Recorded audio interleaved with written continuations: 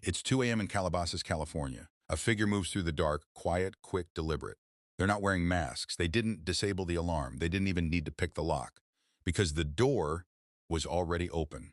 Inside this house, designer clothes, luxury handbags, jewelry worth more than most people's mortgages. And in a matter of minutes, it's all gone. No forced entry, no witnesses, no panic. Just a 19-year-old girl, her best friend, and the beginning of one of the most audacious celebrity crime sprees in American history. This is the story of the Bling Ring. Now, before we get into the chaos, you need to understand something about Rachel. Rachel isn't some kid who grew up rough. She's not running from poverty or desperation. She lives in Calabasas, one of the most comfortable zip codes in Los Angeles County. Nice house, good school, everything covered. But here's the thing about people who have everything handed to them. Sometimes it still isn't enough. Rachel wants more. Not more food, not more safety, not more opportunity. More stuff, more status. More of whatever it is that the people on TV have.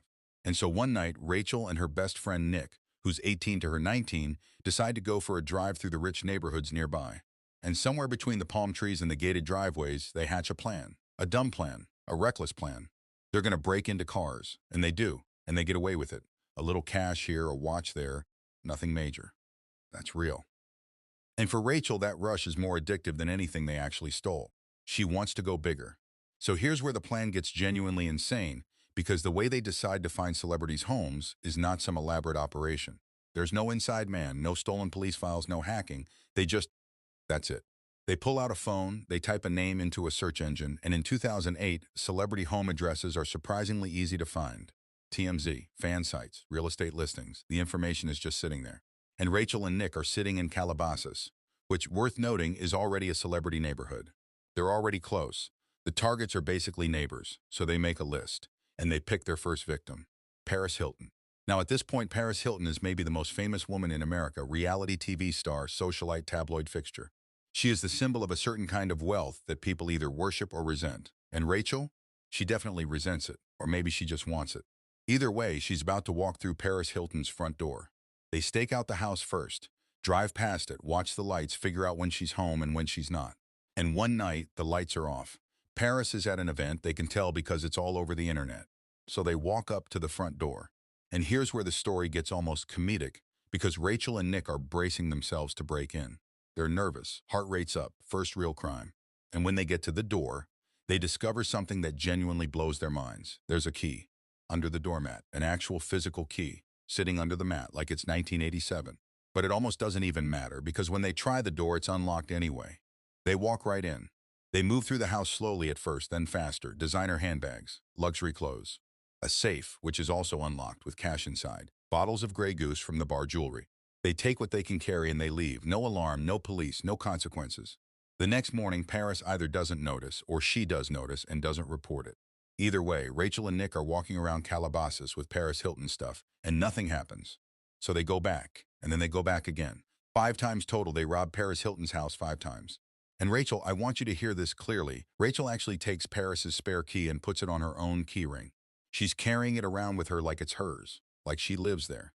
On the 4th visit, one of the crew members takes almost $2 million worth of jewelry.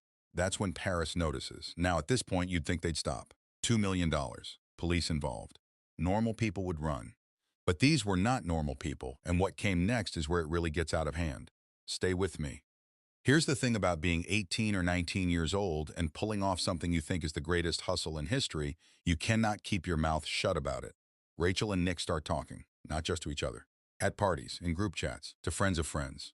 Oh, you want to see something wild? Check out what we got last week. And what happens when you do that? People want in. So the crew starts to expand. A few friends join here and there, different people on different nights. The operation, if you can call it that, starts to look less like 2 teenagers joyriding through Calabasas and more like a small, chaotic enterprise. They start wearing the stolen clothes out in public. Designer pieces, the kind you can't buy at the mall, showing up at parties, in Instagram photos, at the clubs they probably shouldn't even be getting into. This is the part that criminologists would call flagrant behavior. The part where smart criminals go to ground and dumb criminals keep pushing. Rachel and her crew, they kept pushing. Because in their minds, they'd robbed Paris Hilton 5 times and gotten away with it. That kind of track record builds a dangerous amount of confidence. They were untouchable. They were the main characters. They were wrong. With the crew assembled and the confidence through the roof, the hits start stacking up fast. First, they hit Audrina Patridge, reality TV star from the hills. They get away with $43,000 worth of goods. A laptop, jewelry, other personal items, clean in, clean out, except Audrina had security cameras. She posts the footage directly to her website, hoping someone will recognize the burglars. TMZ picks it up immediately. Local news runs it on repeat. For a moment, Rachel and her crew's faces are everywhere, but nobody recognizes them. Not a single tip comes in, so they keep going. Rachel Bilson's house gets 6 separate times over the course of 2 months. 6 times. They walk away with over $130,000 in property. Then Orlando Bloom. They break into his place and make off with $500,000 worth of art and Rolexes. $500,000. From one house, in one night. At this point, the Bling Ring, though nobody's calling them that yet, has stolen millions of dollars in property from some of the most recognizable names in Hollywood. And every single time, they've walked away clean. The city of Los Angeles is watching. The tabloids are watching. And Rachel and her crew are somewhere in Calabasas, wearing stolen Chanel and posting on MySpace like nothing happened. Millions of dollars, 0 arrests. But you know what they say, every streak ends. And the night the Bling Ring decided to hit Lindsay Lohan's house, that was the night everything fell apart. Lindsay Lohan in 2009 is everywhere, not just in tabloids, but in courtrooms, in rehab headlines, in the kind of nonstop public meltdown that the internet can't look away from. She's also apparently not super focused on home security. The crew breaks in. They take a ton of stuff. And like Audrina Patridge's house, there are cameras. But this time, Lindsay hands the footage directly to police. And the police release it publicly. Now, there are 2 videos. 2 separate incidents, 2 separate houses, same group of people caught on camera. And this time, people are paying attention. The story blows up. The media picks a name, the Bling Ring. And here's what's genuinely fascinating about this moment. When regular people across America hear about the Bling Ring, a lot of them are rooting for them. Think about the cultural moment. 2008 and 2009, peak celebrity culture, peak celebrity backlash. Paris Hilton and Lindsay Lohan are not sympathetic figures to a lot of people. They're the punchline of every late-night joke. To many viewers, seeing their stuff get stolen felt less like a crime and more like karma. Nobody's thinking about violated privacy. Nobody's imagining how it feels to have strangers in your home going through your things. They're just watching the scoreboard. Celebrities, 0. Teenagers with too much confidence, 5. But that tide was about once the second video drops, the tips start flooding in. Here's the thing, Rachel and Nick had been bragging, loudly, consistently. At parties at school, in conversations that happened in front of way too many people. The rumors about them had been circulating for months.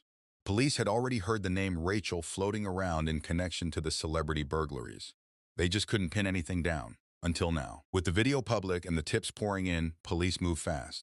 They arrest Nick first. Nick denies everything.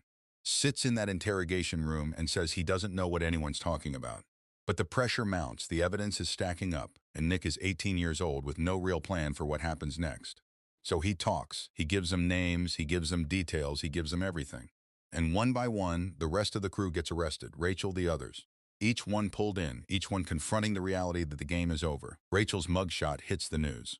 The girl who wanted more than Calabasas, more than a comfortable life, more than what she had, is now staring into a camera with a case number and a set of charges that will follow her for years. The Bling Ring is done. Here's how the sentencing shakes out, and pay attention, because these numbers tell a story of their own. Rachel gets 4 years in prison, 4 years. She was the ringleader, the one who started this, the one whose ambition drove the whole operation. Nick gets 2 years. He cooperated, he named names. The justice system rewarded his honesty with a discounted sentence, and that's how the game works. Another male member of the crew gets 3 years. One of the women gets 100 days in county jail. 3 others walk away with probation. In 2013, Sofia Coppola directed a film called The Bling Ring. Emma Watson plays a character based on Rachel. It's worth watching if you want to feel genuinely unsettled by how normalized the whole thing looks on screen. But here's the real takeaway from this story. It's not about Paris Hilton's unlocked safe or Lindsay Lohan's security cameras. It's about what happens when people mistake wanting for deserving. When the gap between the life you have and the life you want becomes so unbearable that you stop caring how you close it. Rachel had everything, and she threw it all away chasing more. If this story got you, and I think it did, hit that subscribe button right now. Every week I'm covering cases just like this one. And drop a comment below. Do you think the sentences were fair? Rachel gets 4 years, Nick gets 2 for snitching. Let me know where you stand. The Bling Ring stole millions. They lived the celebrity life, just without the celebrity part. And in the end, the thing that brought them down wasn't smarter police work or better surveillance technology. It was their mouths. They talked too much, wore the evidence in public, and assumed that because they'd gotten away with it once, they'd get away with it forever. That's not criminal genius. That's just youth. Expensive, 4-year, career-altering youth. Stay safe out there. Lock your doors. And maybe don't put your house key under the doormat if you're Paris Hilton. I'll see you in the next one.